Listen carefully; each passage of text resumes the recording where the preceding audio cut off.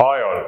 Prelims pass பண்ணுறதுக்கு என்ன strategy அப்படின்னு நிறைய பேர் என்கிட்ட கேட்குறாங்க. ப்ரிலிம்ஸ் பாஸ் பண்ணுறதுக்கான ஸ்ட்ராட்டஜி என்ன அப்படின்னா கான்ஃபிடன்ஸ் தான். ஸோ கான்ஃபிடென்ட்டாக எக்ஸாம் ஹால்குள்ளே போகிறது தான் ஸ்ட்ராட்டஜி. அதே மாதிரி நான் படித்தது போதும், இதை வச்சு என்னால் பாஸ் பண்ண முடியுங்கிற அந்த ஒரு செல்ஃப் பிலீஃபோடு உள்ளே போகிறது தான் ஸ்ட்ராட்டஜி. செல்ஃப் டவுட்ஸுக்கு இடமே கொடுக்காதீங்க, நீங்கள் படித்தது போதுமானது. ஸோ எக்ஸாம் ஹாலில் நீங்கள் அன்றைக்கி காலையில் 9 மணிக்கு போய் உட்காந்த பிறகு 9 to 9:30 வரைக்கும் உங்கள் மைண்டை வந்து நீங்கள் கண்டிஷன் பண்ணணும். என்னென்ன மாதிரியான கண்டிஷன் பண்ண போகிறோம்? அடுத்த 2 மணி நேரம் நம்ம கான்சென்ட்ரேட்டடாக இருக்க போகிறோம், ஃபோக்கஸ்டாக இருக்க போகிறோம், 100 கொஸ்டினுக்குமே அட்டென்ஷன் கொடுக்க போகிறோம். ஒவ்வொரு கொஸ்டினுக்குமே தனித்தனியாக நம்ம அட்டென்ஷன் கொடுத்து 100 கொஸ்டினையும் கான்சென்ட்ரேட்டடாக பார்க்க போகிறோம். ஒரு கொஸ்டினோட இம்பேக்ட் அடுத்த கொஸ்டின்ல இல்லாத மாதிரி டிட்டாச்சாக வந்து நம்ம ஒரு கொஸ்டினையும் அணுக போகிறோம். கொஸ்டின்ல இருக்கிற ஒவ்வொரு வேர்டையும் வந்து நம்ம டீட்டெயில்டாக படிக்க போகிறோம்.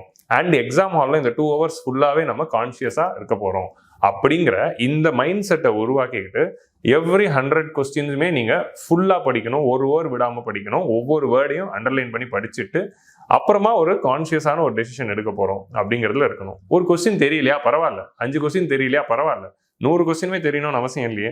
ஸோ நமக்கு ஆல்ரெடி என்னதான் நம்ம நல்லா படிச்சுட்டு போனாலும் 35 கொஸ்டின் தான் ஷார்ட்டாக தெரிய போகுது. மிச்சம் எல்லாத்தையும் நம்ம கெஸ்ட் எடுக்க தான் போகிறோம். அப்போ நமக்கு தெரியாத கொஸ்டின் தான் எக்ஸாம் ஹாலில் இருக்கும். எல்லாமே தெரிஞ்சிருக்கணும்னு அவசியம் இல்லை. தெரியாத கொஸ்டினை எப்படி கெஸ்ட் எடுக்க போகிறோம் அப்படிங்கிறது தான் ப்ரிலிம்ஸ் எக்ஸாமினேஷனு. ஸோ தெரியாத கொஸ்டினை லாஜிக்கை வச்சு நம்மளுடைய ரீசனிங்கை வச்சு நம்ம கெஸ் எடுக்க போகிறோம்.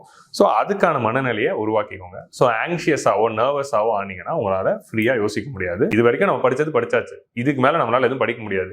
இதுக்கு வச்சுட்டு நான் போய் எக்ஸாமை கொடுக்க போகிறேன், ரிசல்ட் வந்தால் வருது, வரலனா போகுது, ப்ரிலிம்ஸ் வந்தால் வருது, வரலனா போகுது அப்படிங்கிற இந்த டிட்டாச்மெண்ட்டோட எக்ஸாம் ஹால்குள்ளே போயிட்டு ஒரு காம் பெர்ஃபார்மன்ஸை கொடுத்துட்டு வாங்க. All the best. Trust your preparation and trust your self.